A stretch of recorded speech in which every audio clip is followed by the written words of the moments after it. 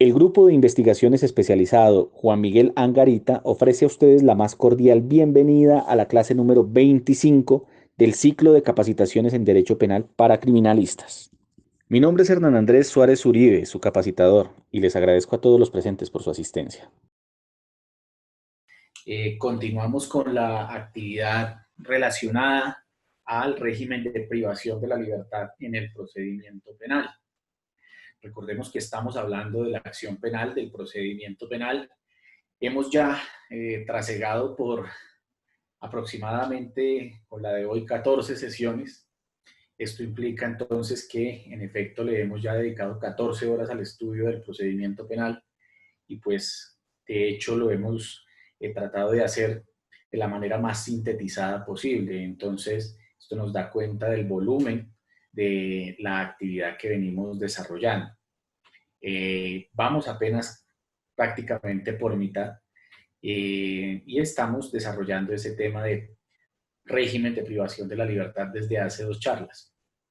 En desarrollo de esa temática hicimos una serie de planteamientos relacionados con toda la principialística que orienta o que gobierna en el contexto iberoamericano de derechos humanos, la privación de la libertad dentro del procedimiento penal.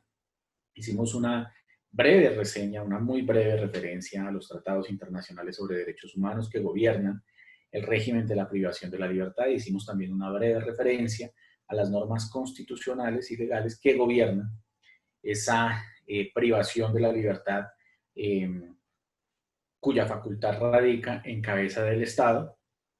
En la sesión pasada, en desarrollo de ese régimen internacional y de ese régimen constitucional, procedimos a hablar del concepto de captura y de la reglamentación sobre el tema de la captura como uno de los primeros instrumentos de privación de la libertad dentro del procedimiento penal. El día de hoy vamos a hablar ya de las medidas de aseguramiento. Esa es la temática sobre la cual nos vamos a centrar el día de hoy y estas medidas de aseguramiento las vamos a dividir en dos partes porque la temática relacionada con las medidas de aseguramiento es bastante compleja, bastante, digamos, extensa y requiere que nosotros realicemos un estudio detallado de los fundamentos y los requisitos para la imposición de una medida de aseguramiento. Cuando uno está empezando a ejercer esta profesión y se enfrenta por primera vez a una audiencia concentrada en la cual la fiscalía legaliza una captura, imputa y además procede a una solicitud de medida de aseguramiento, pues uno en ese momento, en calidad de abogado y al lado de el cliente que está amenazado con una privación de la libertad, empieza a sentir ya de lleno el éxtasis del procedimiento penal porque prácticamente los procedimientos penales inician su etapa más invasiva a partir de las audiencias de imposición de medida de aseguramiento, su etapa más invasiva en punto de la libertad.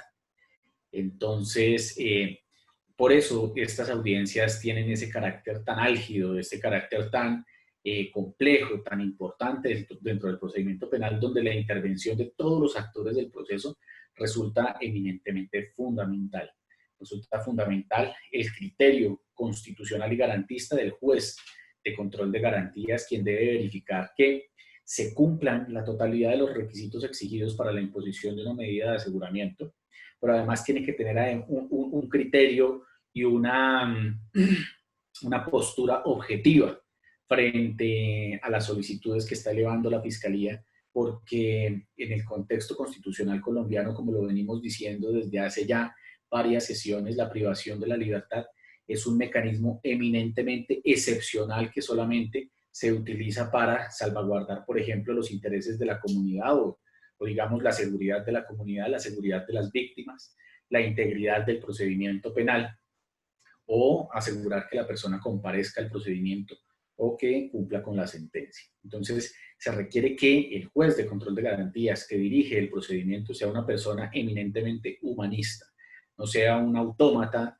que simplemente se dedica a escuchar unos alegatos de la fiscalía, escucha de manera breve las intervenciones de los demás sujetos, restringe las posibilidades del defensor para que se pronuncie sobre las solicitudes de la Fiscalía y por regla general toma decisiones de imposición de medida de aseguramiento porque es lo más fácil para un juez de control de garantías. Claro, es lo más fácil porque los medios de comunicación, la sociedad civil, está siempre presionando a los jueces de control de garantías para que impongan medidas de aseguramiento a diestra y siniestra. Es por eso que uno resalta la actividad y la valentía de los jueces de control de garantías que se atreven a realizar un análisis, un control constitucional adecuado a las solicitudes que eleva la Fiscalía General de la Nación. Por parte de la Fiscalía también el rol es supremamente importante. O sea, la Fiscalía tiene el deber, como ya lo hemos venido diciendo durante todas estas charlas, de realizar procesos de indagación preliminar adecuados, de realizar actividades de policía judicial orientadas o guiadas por un programa metodológico que eviten privaciones injustas de la libertad, que eviten imputaciones injustificadas, que eviten una invasión inadecuada a los derechos fundamentales y una generación de expectativas en las víctimas y en la sociedad completamente inadecuadas. De ahí la importancia de este tipo de actores dentro del procedimiento penal como ente acusador. Bueno, desde luego es importante la intervención de las víctimas, la intervención del Ministerio Público en la medida en que ellos son sujetos llamados también a ser escuchados dentro del procedimiento penal en función de determinados roles. Y pues desde luego supremamente importante el conocimiento de la defensa sobre la temática de las medidas de aseguramiento y el apoyo del equipo investigativo de la defensa. ¿Por qué? Porque el equipo investigativo y la defensa en punto de las medidas de aseguramiento tiene que funcionar en tiempo real. Tiene que volcar toda su actividad a la defensa prematura, a la defensa preventiva de la libertad del procesado. Entonces, les repito a ustedes, el tema de uno por primera vez entrar a una audiencia como abogado a enfrentarse a una solicitud de medida de aseguramiento no es nada agradable, no es nada fácil. Genera un reto bastante importante para los defensores, pero bien desarrollada la actividad, bien orientada, bien enfocada, puede tener éxito y eventualmente obtenerse una libertad por parte del juez de control de garantías, lo cual no implica que la investigación no continúe porque, como lo venimos diciendo, esta es apenas una fase inicial del procedimiento penal. Pasemos entonces a la primera diapositiva para que empecemos a estudiar ese régimen de las medidas de aseguramiento. Este concepto que hemos dado en esta diapositiva y cuando hablamos de la captura, pues son conceptos que no son tomados de ningún libro, simplemente son conceptos que me permiten a mí, digamos, plantear de una manera sencilla qué es una captura o qué es una medida de aseguramiento.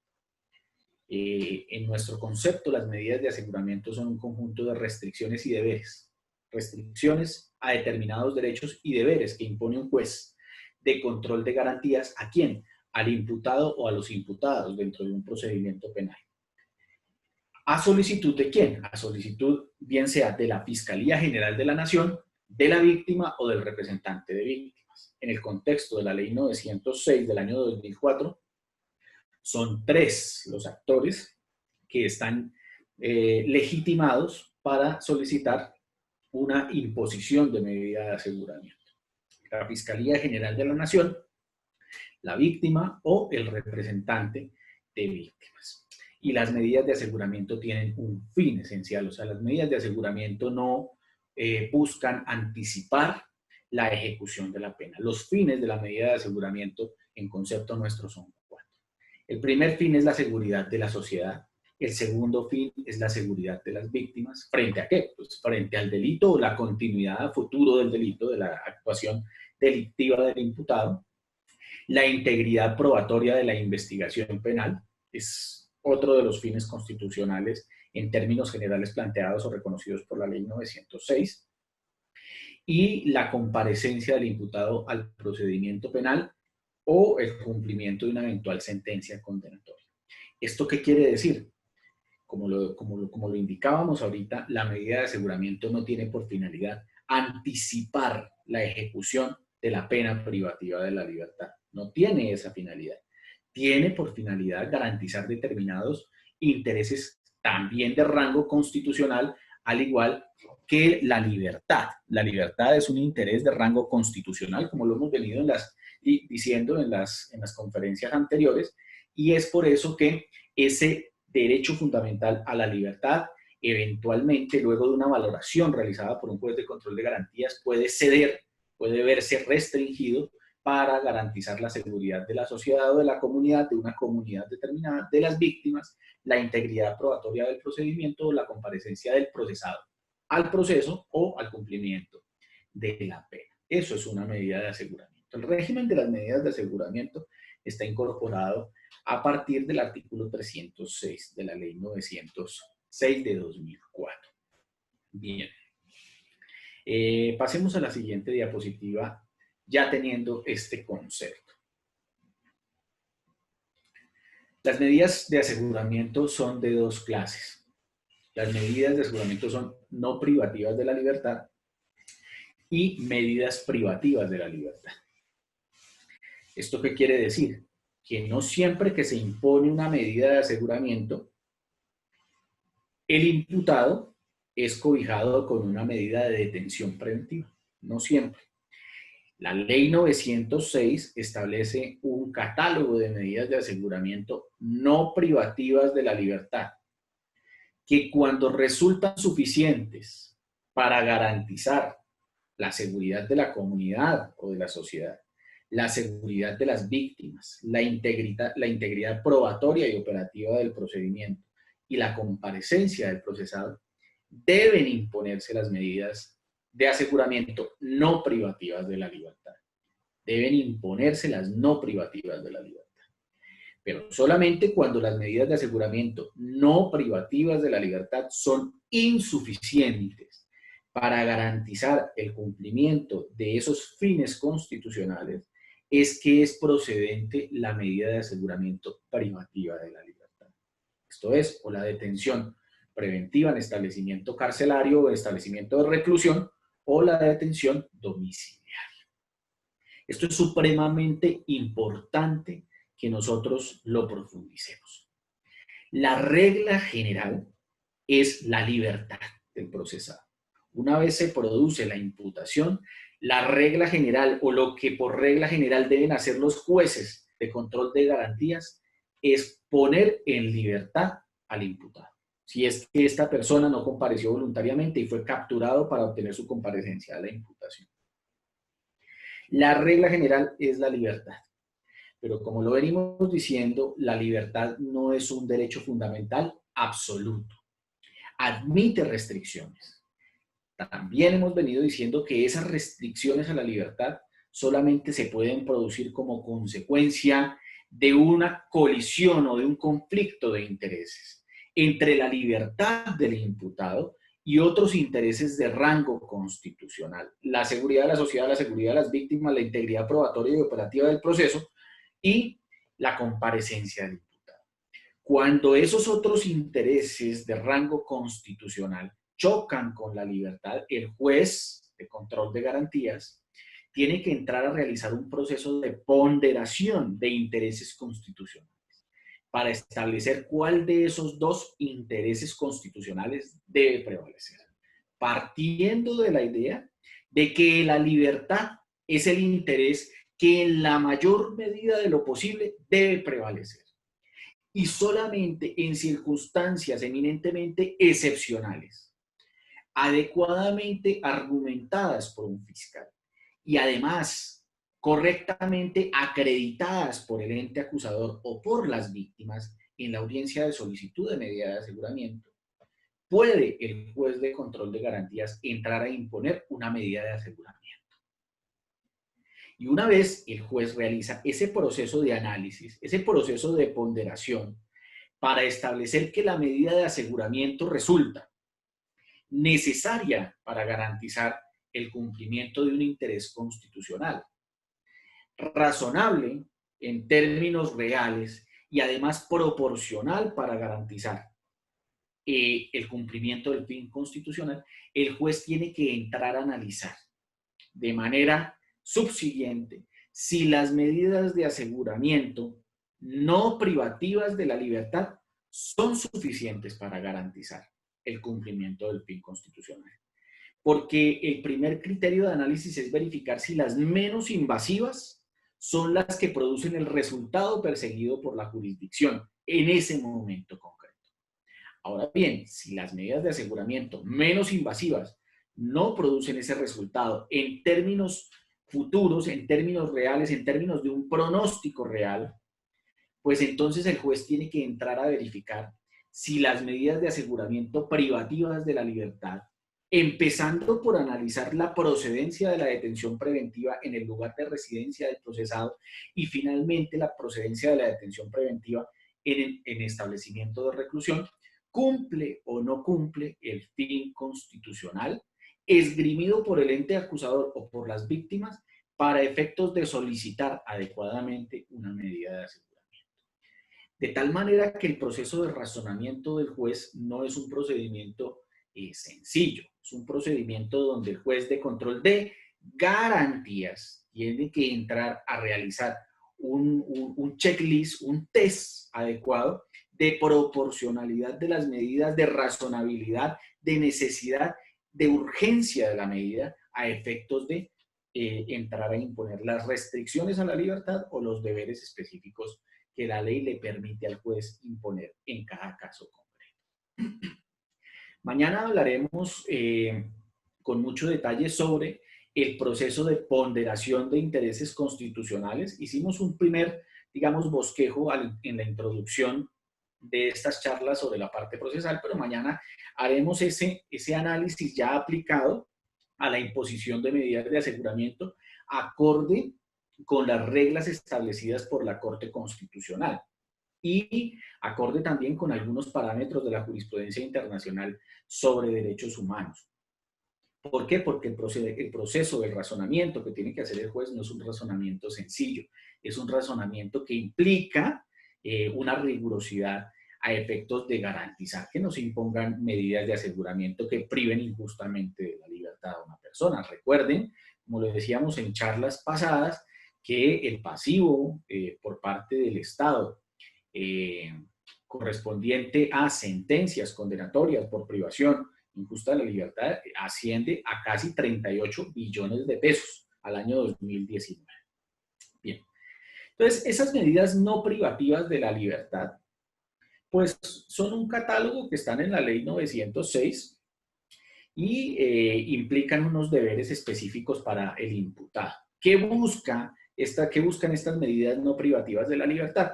Pues el cumplimiento de alguno de los fines constitucionales de los cuales acabamos de hablar. La seguridad de la sociedad, la seguridad de las víctimas, la integridad probatoria y operativa del procedimiento y la comparecencia del procesado. Si uno de esos fines constitucionales se puede garantizar a futuro, es decir, luego de la audiencia de imputación y de solicitud de medida de aseguramiento y durante la prolongación del procedimiento penal, con una medida de aseguramiento no privativa de la libertad, el juez de control de garantías tiene que entrar a imponer una medida de aseguramiento no privativa de la libertad, si es que la misma no resulta excesiva frente a la libertad que se debe reconocer en términos generales. Entonces, dentro de esas medidas encontramos el sometimiento a mecanismos de vigilancia electrónica. Pues un sometimiento a un mecanismo de vigilancia electrónica es una medida que eventualmente puede garantizar, por ejemplo, que el Estado va a poder ubicar fácilmente al imputado para efectos de hacerlo comparecer al procedimiento o para efectos de hacerlo comparecer al cumplimiento de la sentencia, porque se supone que el mecanismo de vigilancia electrónica le permite al INPEC establecer la ubicación en tiempo real del procesado para poder eventualmente realizar su captura si es que el procesado no comparece voluntariamente, bien sea al procedimiento o bien sea a el cumplimiento de la pena. Hago una claridad. Esto implica no solamente una medida de aseguramiento, esta medida de aseguramiento no solamente busca asegurar la comparecencia del procesado, porque puede, digamos, transmitir algunos datos también de importancia para los otros fines constitucionales, por ejemplo, los lugares que frecuenta el procesado, entre otras cosas, que eventualmente pueden ser sitios donde se puede afectar la seguridad de las víctimas, la seguridad de la comunidad o la integridad probatoria y operativa del procedimiento. Someterse a la vigilancia de una persona o institución determinada también es una medida de aseguramiento. no privativa de la libertad, la obligación de comparecencia a las audiencias o ante las autoridades que el juez de control de garantías así determine, también es una medida de aseguramiento que, por ejemplo, garantiza el riesgo de comparecencia. Observar buena conducta social, familiar e individual también es una medida de aseguramiento que puede garantizar, por ejemplo, la seguridad de la comunidad. Por ejemplo, la seguridad de determinadas víctimas, la integridad probatoria del procedimiento, la prohibición de salir del país, la prohibición de salir del lugar de residencia o la prohibición de salir de un ámbito territorial determinado también por el juez, la prohibición de concurrir a determinados lugares, la caución o una garantía de naturaleza real, una garantía, por ejemplo, hipotecaria, o la prohibición de salir del lugar de residencia entre las 6 de la tarde y las 6 de la mañana, pues son medidas de aseguramiento que deben contrastarse desde la perspectiva de la causa y efecto para saber si son suficientes para garantizar el fin constitucional perseguido por el Estado con la imposición de la medida de aseguramiento. El criterio de análisis es simple, es un criterio de análisis causal, es establecer si la medida de aseguramiento no privativa de la libertad produce como efecto la reivindicación y el mantenimiento en términos futuros del fin constitucional perseguido por el Estado con la imposición de la medida de aseguramiento. Si la respuesta es que causalmente esa medida produce ese efecto, pues esa medida es la que se debe imponer. Si la respuesta es que la medida de aseguramiento no es suficiente, la no privativa de la libertad, no es suficiente para garantizar ese fin constitucional, pues entonces se debe entrar al análisis de la suficiencia, necesidad, urgencia y proporcionalidad de las medidas de aseguramiento privativas de la libertad. Con una particularidad, y esa es una particularidad que todos tenemos que comprender de entrada.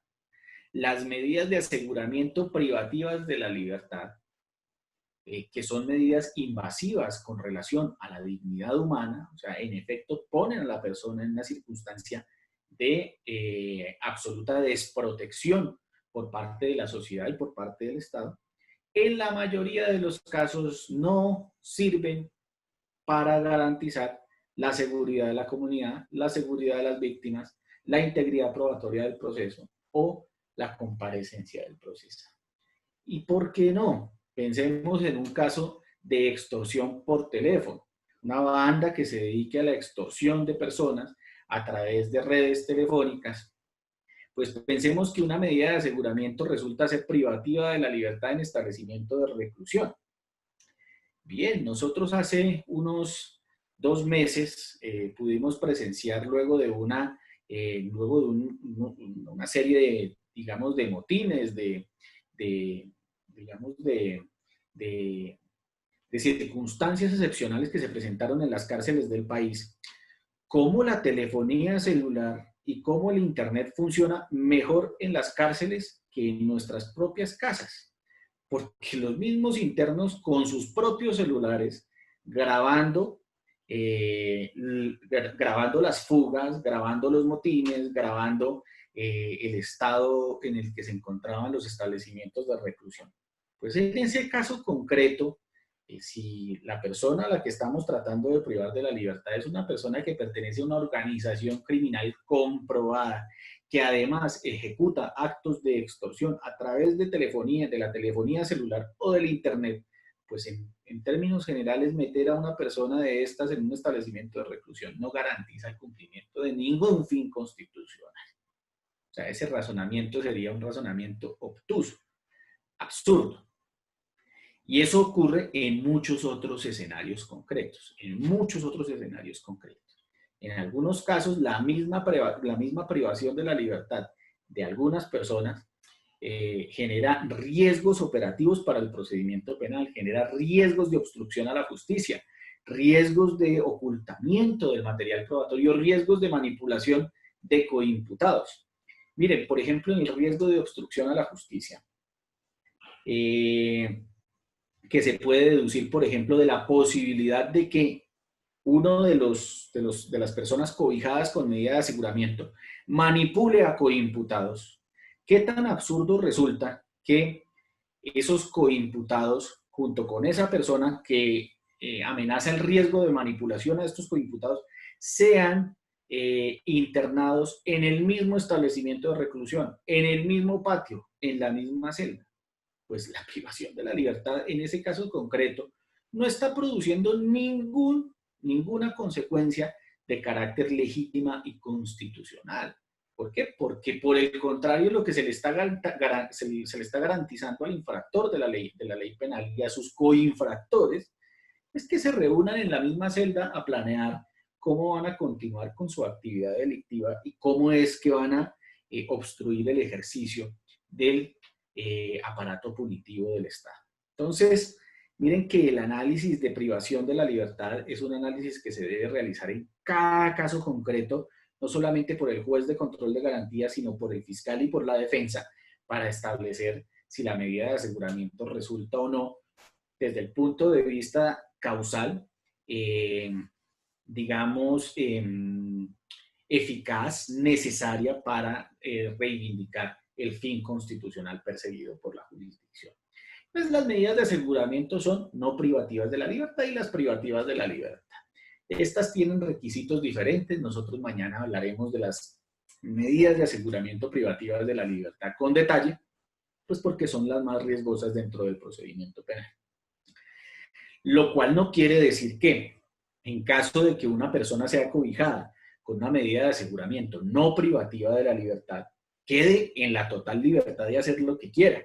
No, esas medidas de aseguramiento no privativas de la libertad le imponen al procesado unos deberes que debe observar de manera rigurosa, porque en caso de que la fiscalía, en caso de que las víctimas encuentren que esta persona imputada está incumpliendo con esos deberes impuestos por el juez de control de garantías, pueden entrar a solicitarle a un juez de control de garantías que modifiquen la medida de aseguramiento no privativa de la libertad para que en su lugar se imponga una medida mucho más invasiva, una medida mucho más restrictiva, esto es, una medida de aseguramiento privativa de la libertad, en el lugar de residencia del procesado o en el lugar o en un establecimiento de reclusión. Todos hemos podido experimentar a lo largo de esta cuarentena cómo la detención domiciliaria es, en efecto, una medida de aseguramiento abiertamente invasiva. El proceso de desespero, el proceso de aflicción, el proceso psicológico que sufre una persona privada de la libertad en su lugar de residencia no es menor. Obviamente no son las mismas circunstancias de un establecimiento de reclusión. Desde el punto de vista de la caridad de la Santísima Trinidad, es mucho mejor estar en una casa que estar en una celda de un establecimiento de reclusión. Lo cual no significa que estar en la casa privado de la libertad de locomoción por años enteros no sea una verdadera medida de aseguramiento, una verdadera medida restrictiva de la libertad y en el caso de una pena no sea un verdadero castigo. Bien, pasemos a la siguiente diapositiva, por favor. Vamos a hablar de los requisitos comunes de las medidas de aseguramiento.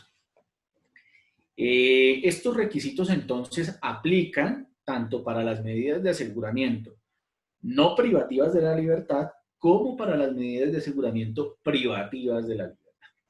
El artículo 307 de la ley 906, en su orden, nos habla primero de las medidas de aseguramiento privativas de la libertad y luego de las medidas de aseguramiento no privativas de la libertad.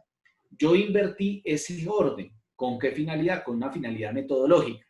Darles a entender a ustedes cómo siempre se debe analizar si la libertad es consecuente con los fines constitucionales de las medidas.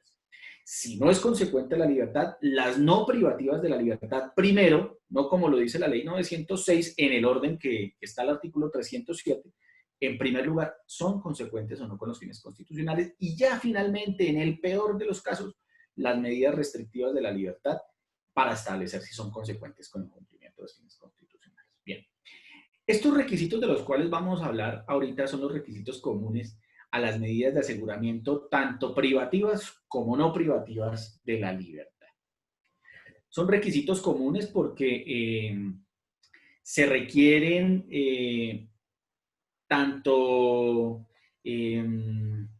se requieren para cualquier clase de medida de aseguramiento. O sea, se debe pasar por ese filtro antes de la imposición, inclusive de una orden de observar buen comportamiento social, familiar, individual. En esos casos se debe pasar por este filtro concreto por parte del juez de control de garantías. Bien, vamos a hablar de un primer requisito: la existencia de una inferencia razonable de autoría o participación del imputado en la conducta punible investigada. Ese es un primer requisito. La existencia de inferencia razonable de autoría o participación del imputado en la conducta punible investigada.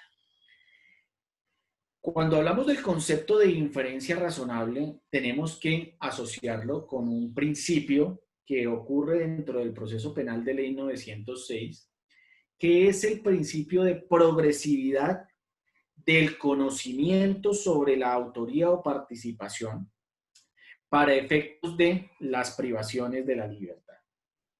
Ese principio de progresividad implica que mientras más temprana es la etapa del procedimiento penal, los grados de conocimiento que se requieren para una eventual privación de la libertad son inferiores a los grados de conocimiento que se requieren para efectos de una condena. Estos grados de conocimiento entonces van creciendo, van fortaleciéndose de manera progresiva, de tal manera que una cosa es el grado de conocimiento que tiene que tener el fiscal para efectos de imputar, otra cosa es el grado de conocimiento que tiene que tener el fiscal para efectos de acusar, y otra cosa es el grado de conocimiento, más allá de toda duda razonable, que tiene que tener el juez para efectos de condenar a una persona por la comisión. Como aquí en este caso concreto, nosotros nos encontramos apenas en la audiencia de imposición de medida de aseguramiento, que en la mayoría de los casos es una audiencia que se desarrolla junto con la audiencia de legalización de la captura, la audiencia de imputación. Esto es como una audiencia concentrada ante el mismo juez de control de garantías.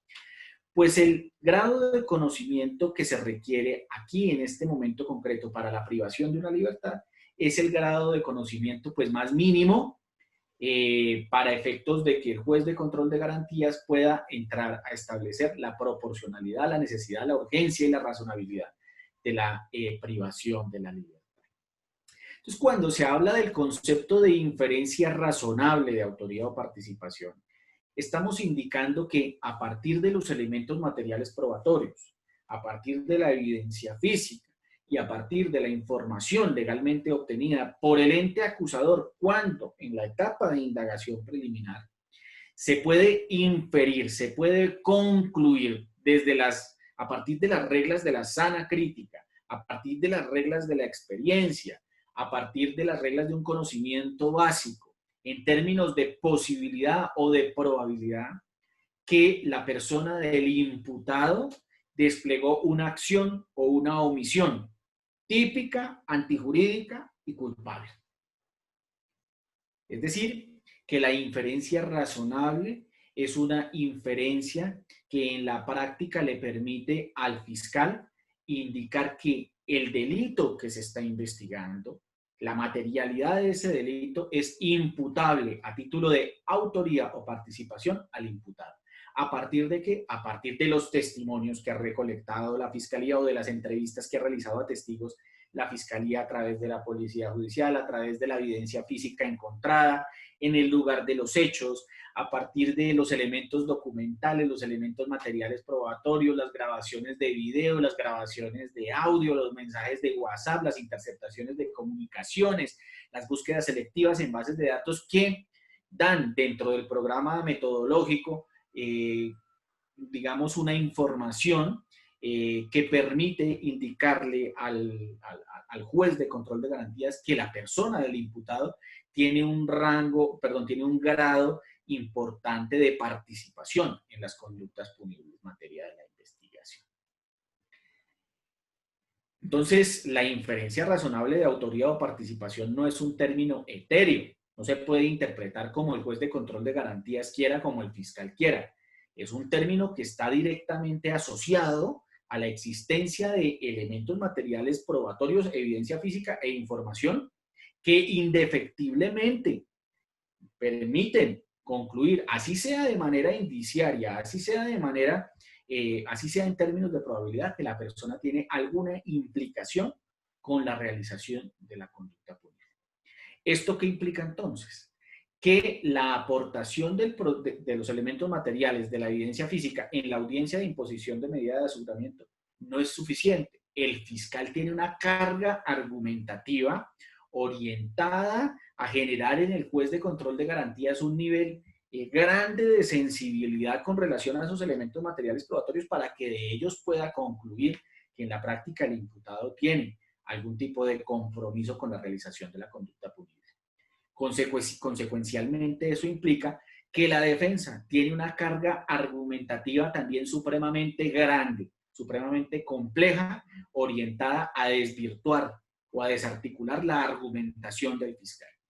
Y además, la defensa puede, en la audiencia de solicitud de imposición de medida de aseguramiento, aportar elementos materiales probatorios, evidencia física, información legalmente obtenida por el equipo de investigación privada a efectos de ¿qué? De controvertir, no solamente a través de argumentos, sino de pruebas, de elementos materiales probatorios, aquellos elementos presentados por la Fiscalía para que el juez entre en un momento determinado a establecer si en efecto la persona tiene o no compromiso y por esa razón la privación de la libertad o la imposición de una medida de aseguramiento no privativa de la libertad resulta proporcional con el cumplimiento de un fin constitucional.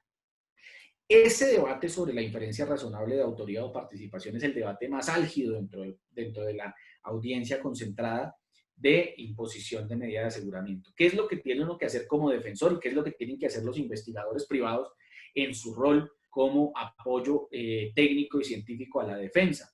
Pues poner cuidado sobre qué es lo que está diciendo el fiscal, establecer si el fiscal está cumpliendo con una carga argumentativa de manera ordenada, de manera coherente, de manera respetuosa con las reglas básicas de la argumentación. Porque lo que uno hace como defensor es entrar a establecer las fortalezas y las debilidades específicas de la argumentación del fiscal desde el punto de vista argumentativo y desde el punto de vista probatorio para pegarse fuertemente de esas debilidades o esas ausencias en la argumentación de la fiscalía, ponerlas de presente y buscar que el juez de control de garantías en todos los casos reivindique de manera general la libertad. Entonces, no es un debate menor el tema de la inferencia razonable de autoría o participación. Por eso yo les decía a ustedes, cuando hablábamos de la audiencia de imputación, que el fiscal, cuando imputa, no solamente tiene que indicar cuál es el delito, cuál es la calificación jurídica provisional, sino además a título de qué le imputa ese delito al ciudadano, a título de autor, a título de coautor propio, a título de coautor impropio, a título de determinador, a título de cómplice, a título de interviniente, y además el fiscal tiene que señalar los hechos jurídicamente relevantes de la autoría, la coautoría, la determinación, la complicidad o la intervención. Porque si no lo hace, pues a partir de cuáles hechos jurídicamente relevantes va a entrar a estructurar una solicitud de medida de aseguramiento cuando no mencionó los hechos constitutivos, por ejemplo, de la coautoría impropia en la audiencia de imputación. Pues no se los puede venir a inventar en la audiencia de medida de aseguramiento porque la audiencia de medida de aseguramiento no está prevista en la ley 906 para corregir las deficiencias argumentativas del fiscal en la audiencia de imputación. Entonces, por eso uno tiene que ser bastante riguroso en el análisis de lo que está diciendo el fiscal, porque la actividad del fiscal es una actividad bastante compleja. Yo me pongo en los zapatos de un fiscal, no quisiera estar en los zapatos de un fiscal en una solicitud de medida de aseguramiento, porque pues si bien uno está como representante del Estado, de todas formas, la carga argumentativa y la carga probatoria que se tiene en una solicitud de medida de aseguramiento para efectos de construir la inferencia razonable de autoría o participación no es cualquier cosa. Eso no es cualquier cosa. Y mucho menos es cualquier cosa cuando el fiscal está cumpliendo órdenes. Porque hay fiscales que llegan convencidos de que la medida no procede, aún así la solicitan. Bien. ¿Qué se requiere para que el fiscal pueda argumentar y acreditar adecuadamente una inferencia razonable de autoría o participación? Muchas cosas, pero hablemos de las básicas. La mínima es que ya se haya formulado la imputación. Eso es lo mínimo, que se haya formulado la imputación. En segundo lugar, que los hechos en materia de la investigación sean hechos jurídicamente relevantes para el derecho penal. El fiscal tiene que verificar los elementos estructurales del delito, no solamente la existencia de una conducta activa o omisiva, no solamente la existencia de la tipicidad. El fiscal desde el principio tiene que entrar a verificar si la conducta, por más típica que sea, resulta ser antijurídica, y el fiscal además tiene que entrar a verificar desde la medida de aseguramiento, perdón, desde antes de la formulación de una imputación, que la conducta es culpable, y el fiscal tiene también que entrar a establecer si existen causales o no eximentes de responsabilidad penal. ¿Esto para qué?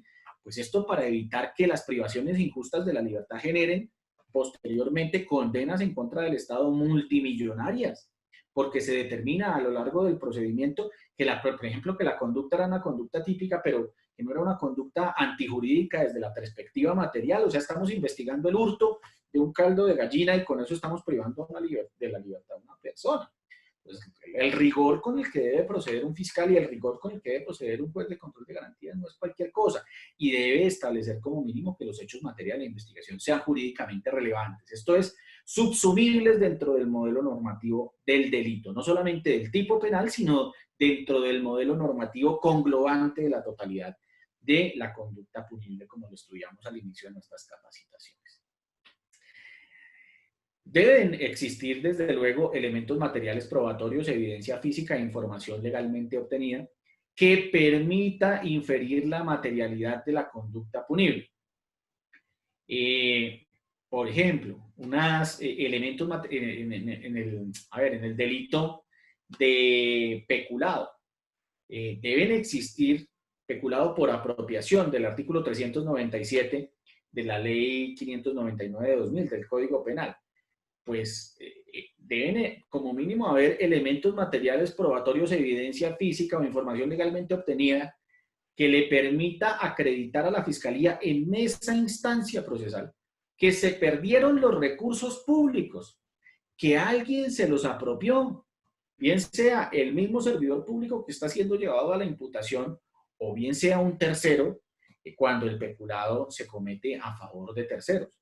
Pero si no existen elementos materiales probatorios que permitan inferir, por lo menos de manera razonable, por lo menos de manera sensata, por lo menos acudiendo a las reglas de la experiencia o acudiendo al sentido común, que la plata se perdió o que los mercados se perdieron, pues entonces no hay con qué acreditar la materialidad de una conducta punible, y desde luego no hay con qué formular una imputación, y mucho menos hay con qué sustentar la imposición de una medida de aseguramiento.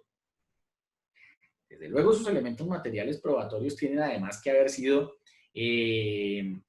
conseguidos, recolectados de manera legal y de manera lícita, porque es que desde este momento del procedimiento penal no solamente se verifica el contenido de estos elementos materiales probatorios, de esta evidencia, de esta información, sino además la licitud con que se obtuvieron esos elementos. Pensemos, por ejemplo, que se obtuvieron entrevistas de testigos mediante tortura. Pues esas evidencias, perdón, esa información obtenida por parte de la Fiscalía o por parte de la Policía Judicial mediante mecanismos abiertamente inconstitucionales no puede producir ningún efecto válido dentro de la audiencia de imposición de medida de aseguramiento. Pues noten cómo la actividad del fiscal no es cualquier cosa. Esa es una de las actividades más complejas. Por eso yo me solidarizo con mis colegas que ejercen la posición de fiscales, porque es una actividad supremamente fuerte. Y al otro extremo del estrado judicial va a estar siempre un tigre esperando cuál va a ser, digamos, el defecto argumentativo, el defecto lógico, el defecto probatorio del fiscal. para relevarlo, para ponerlo de presente ante el juez de control de garantías, buscando siempre el fracaso de este tipo de pretensión privativa de la libertad. Pues desde luego también la construcción de la diferencia razonable de autoría o participación depende de que existan evidencias y testimonios incriminatorios en grado de probabilidad, o sea, personas que señalen que determinada persona tuvo una participación o elementos materiales probatorios que señalen que el imputado tuvo una participación activa o omisiva en grado de autor, de coautor, de determinador, de cómplice, de interviniente para la realización material de la conducta.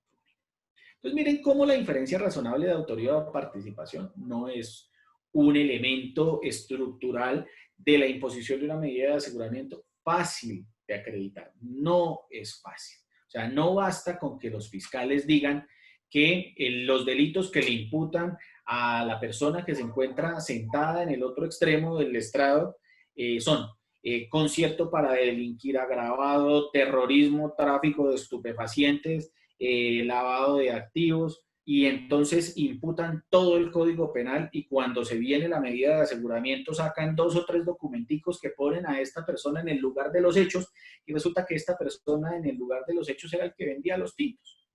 Entonces, no es fácil, esto no es sencillo, no depende de la simple calificación jurídica provisional. Bueno, ese es el primer requisito para la imposición de una medida de aseguramiento, requisito común tanto para las medidas de aseguramiento no privativas de la libertad como las medidas de aseguramiento privativas de la libertad.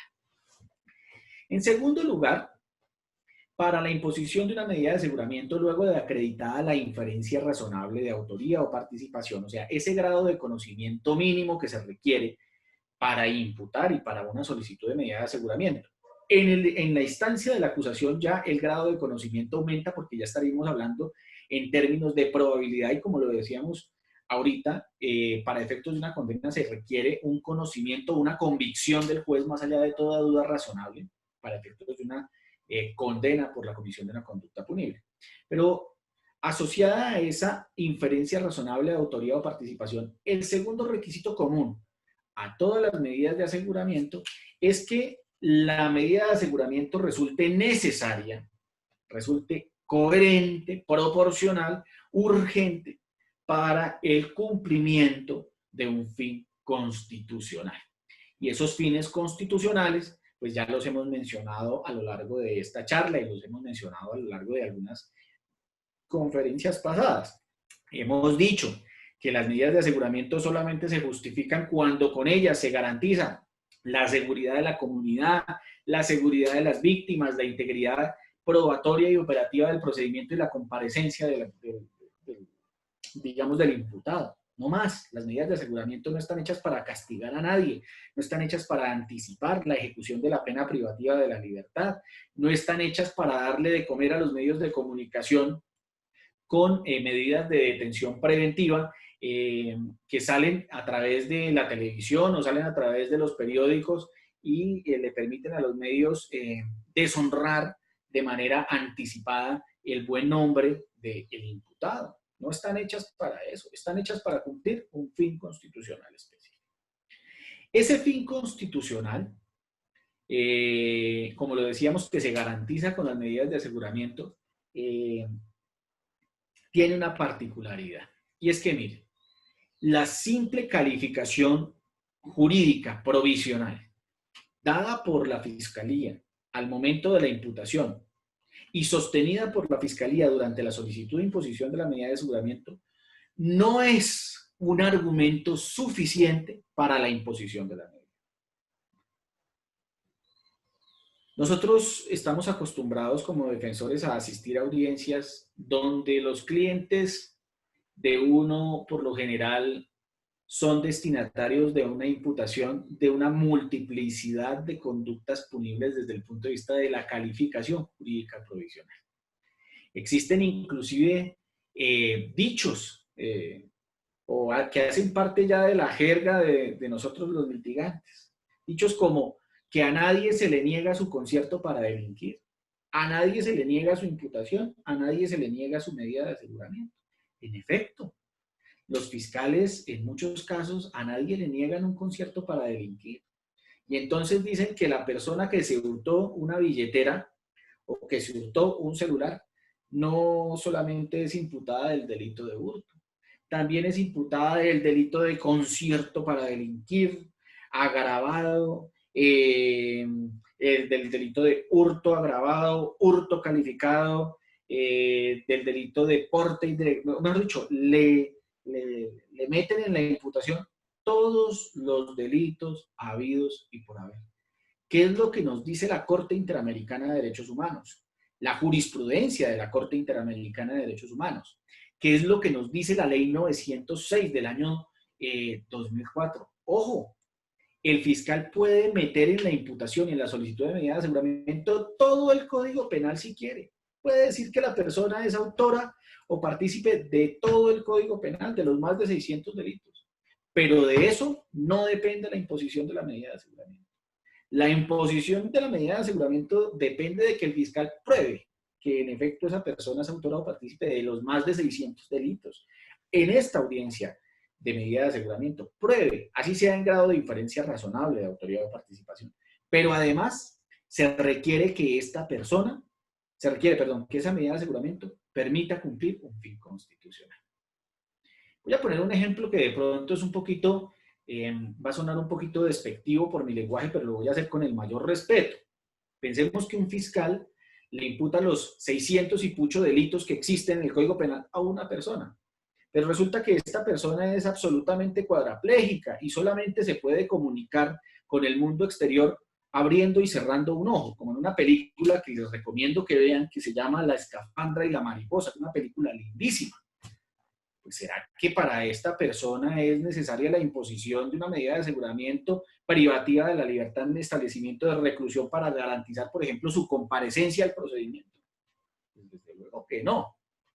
Y ese es el análisis que debemos hacer los fiscales, que debemos hacer los defensores y los fiscales. Entonces, interioricemos ese principio. La simple calificación jurídica provisional no es un indicio de que existe un fin constitucional y de que con la medida de aseguramiento se va a cumplir con ese fin constitucional.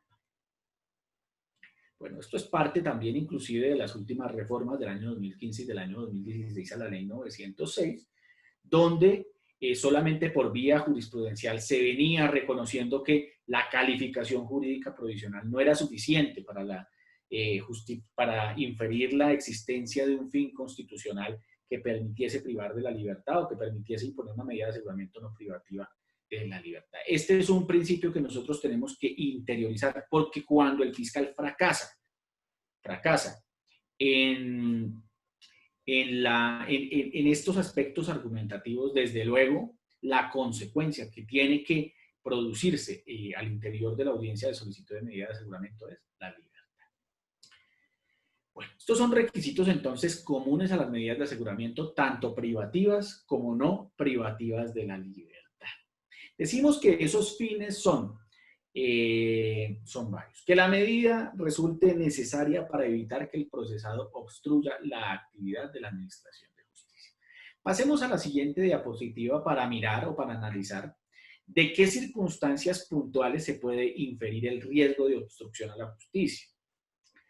Estas circunstancias puntuales las contempla la Ley 906 del año 2004, que nos dice que el riesgo de obstrucción a la justicia se puede inferir cuando existen motivos graves y fundados que permitan concluir que el imputado podrá destruir, modificar, dirigir, impedir, ocultar o falsificar elementos de prueba.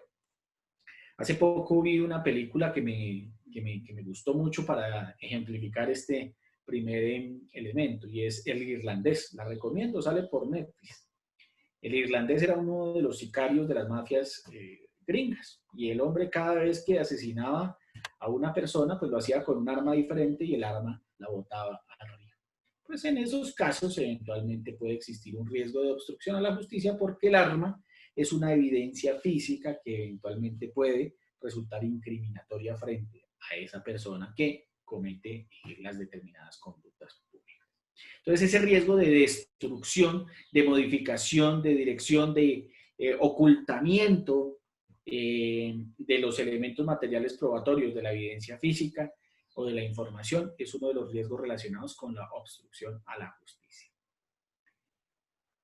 Aquí no aguanto las ganas de decir lo siguiente.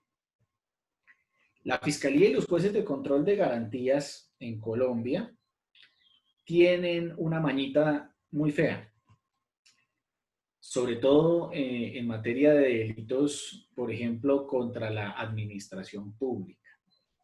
En esos delitos contra la administración pública, por ejemplo, se produce, no sé, un peculado o un cohecho. Y en una entidad pública ustedes saben que, pues digamos, intervienen varios actores, el jefe del departamento, el coordinador del departamento, el sustanciador o el analista y la secretaria. Entonces, ¿qué es lo que hace la Fiscalía? Pues la Fiscalía infiere razonablemente la autoría o participación en estos actores por el hecho de pertenecer a la entidad. Pero además salen en las audiencias de imposición o de solicitud de medida de aseguramiento, indicando que como quiera que la persona de la secretaria pertenece a la entidad y tiene acceso a la entidad, ella puede eventualmente entrar a destruir, modificar, dirigir, impedir, ocultar o falsificar los elementos materiales probatorios que pertenecen a determinado expediente, que es aquel donde se cometió el cohecho o donde se cometió el delito contra la administración pública.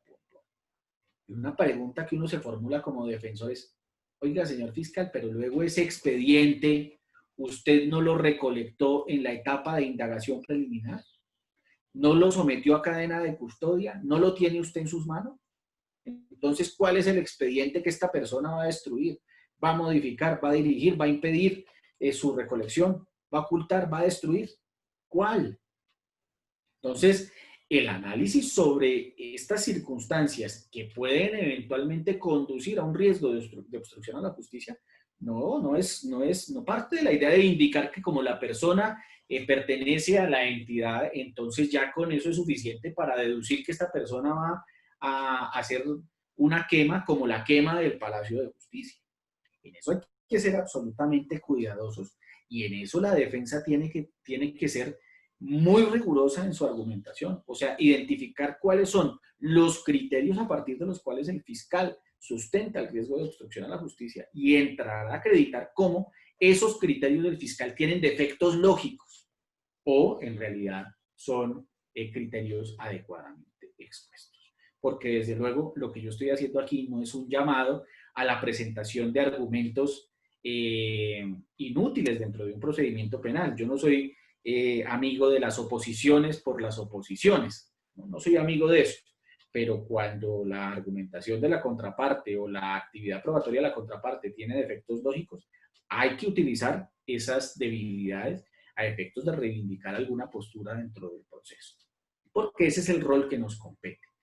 Hace algún tiempo, algún defensor muy conocido decía, frente a esas peticiones injustificadas de los litigantes o frente a esas oposiciones injustificadas de los litigantes, decía que un procedimiento penal y sobre todo una audiencia concentrada es como una pelea de boxeo, en la que los boxeadores se cuidan de lanzar todos los puños en el primer round, porque llegan al segundo round cansados y los noquean.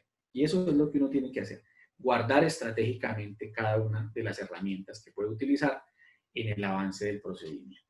No oponerse por oponerse, no generar discusiones, digamos, obtusas, absurdas dentro del proceso.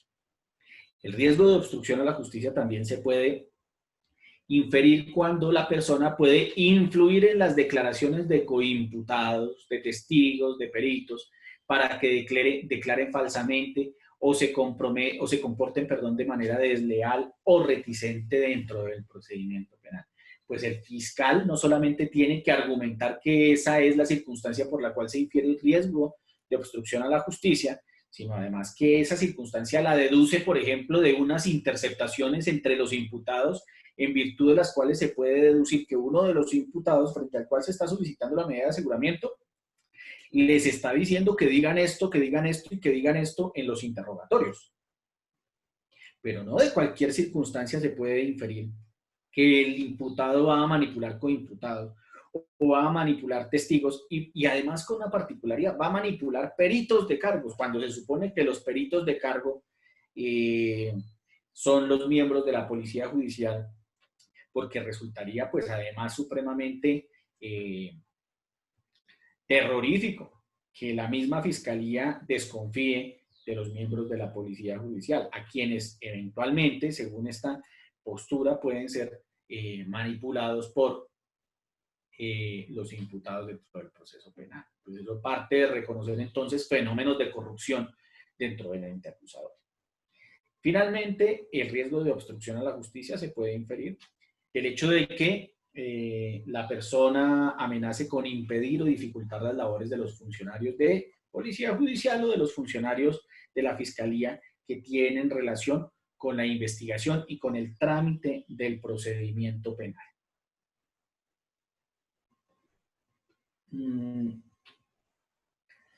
Bien. Hay que hacer una claridad y sobre esta claridad voy a insistir a partir de mañana.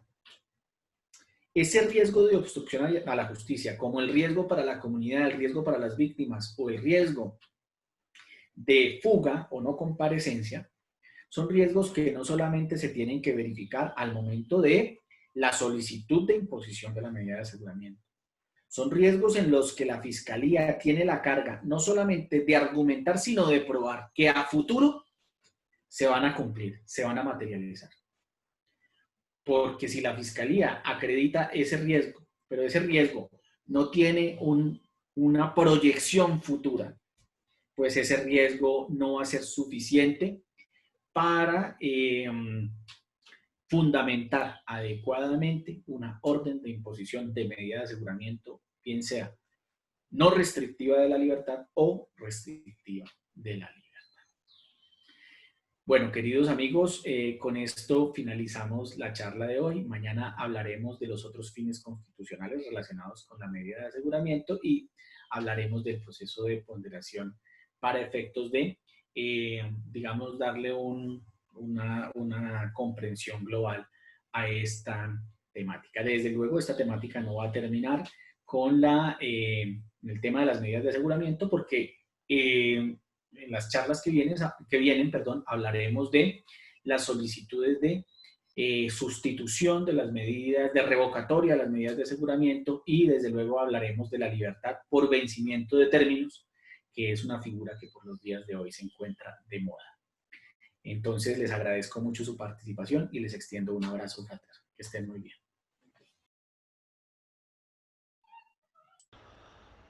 Muchas gracias a todos por el tiempo y la gran acogida que han tenido estas capacitaciones en nuestra plataforma Zoom. Los invitamos a presenciarlas en directo registrándose en el formulario de la descripción y estar atentos a sus correos y teléfonos para ser notificados de las sesiones en vivo. Los invito a suscribirse en nuestro canal de YouTube y seguirnos en nuestras redes sociales que estarán en la descripción de este video. Un abrazo virtual y nos vemos en una próxima oportunidad.